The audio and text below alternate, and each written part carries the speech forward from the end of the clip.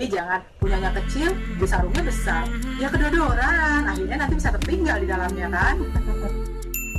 Halo, ketemu lagi bersama Mida di CC Channel. Ya, kasus terjebak. Terjebak apa?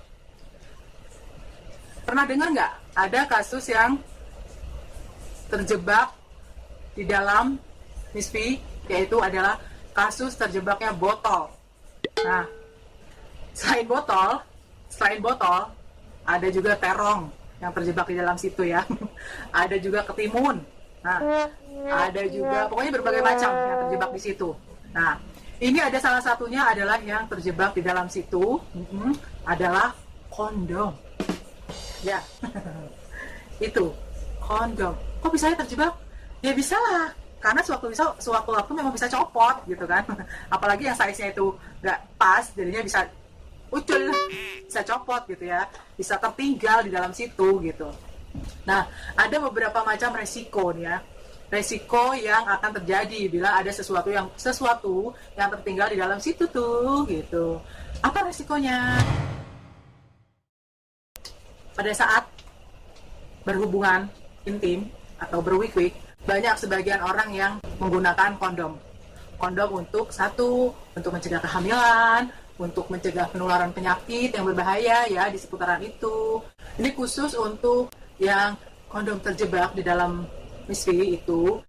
Kalau misalnya pada saat kondomnya itu terjebaknya, si lelakinya itu sudah orgasme atau mengeluarkan air manisnya, dan kondomnya itu terjebak di dalamnya situ, bisa terjadi kemungkinan kehamilan karena kondomnya itu sudah ada spermanya. Jadi kemungkinan spermanya itu akan menetes dan akan masuk ke dalamnya itu, kemungkinan besar dan kemungkinan kecilnya bisa terjadi kehamilan. Itu resikonya yang pertama ya. Kemudian ya, infeksi pada Miss V. Iya dong, kenapa bisa infeksi? Karena ada sesuatu benda asing yang ada di dalam Miss V itu. Ya kalau higienis, kalau enggak, nah ada bakteri yang tertinggal di situ, kita tidak tahu kan. Nah, maka dari itu kalau ada yang tertinggal di dalamnya situ, di dalam situ, hati-hati. Kalau bisa diambil sendiri ya diambil sendiri, atau minta bantuan pasangan, atau kalau memang tidak bisa, boleh ke dokter sekalian ya, atau ke rumah sakit sekalian, karena untuk mengurangi resiko memar pada Miss V, resiko iritasi pada Miss V ya, resikonya banyak sebenarnya. Resikonya kalau ada yang tertinggal, sesuatu yang tertinggal di dalam situ gitu ya. Segala kemungkinan yang tidak baik atau yang jelek pasti ada gitu, karena ada sesuatu benda yang masuk di dalam situ kan, gimana coba, riskan kan gitu ya.